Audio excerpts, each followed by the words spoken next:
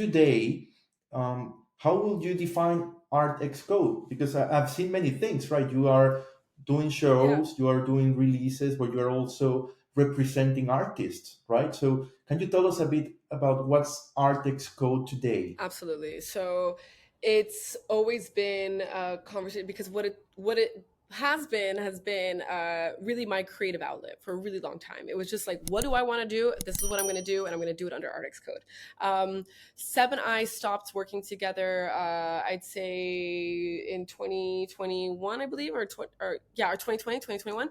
He's now at Christie's, and so I was kind of like experimenting this, like and seeing what was working, and then last year.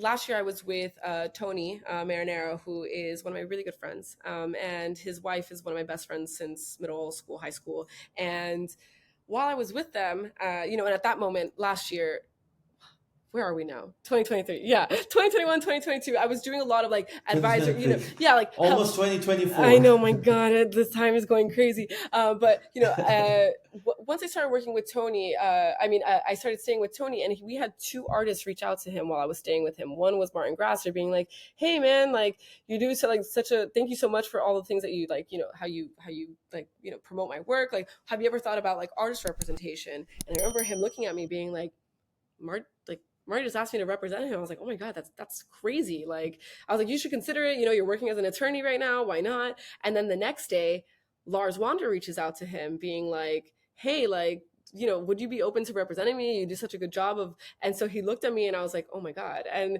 we were kind of like, and he's like, should we join forces? And like, because at that moment, what I really loved doing was working with artists on a project by project basis, either through my own curation, or they were working on something and I could just advise them and I would take a commission. So I was doing that, but more so on kind of like ad hoc, like, oh yeah, like let's do this, we'll work on this together.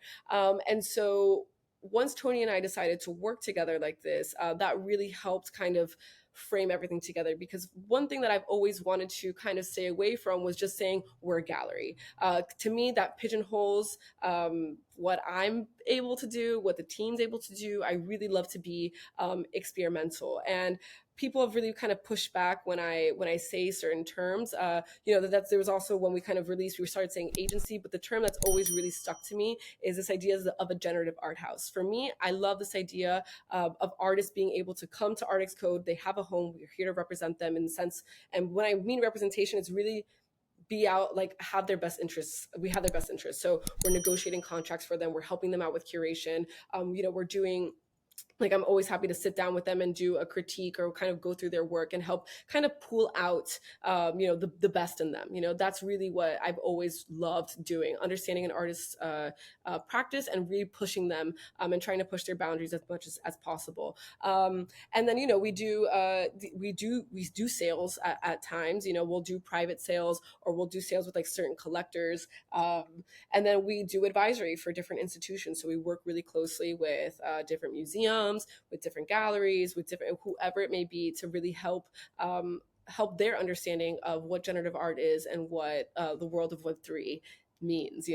And so we're kind of this gathering place for all these kind of like-minded yet very very different artists and collectors and enthusiasts, and really just help kind of like prop the conversation around generative art up. That's always been kind of my mission, where it's how can I be this kind of like corner of the internet, this like elegant corner of the internet dedicated to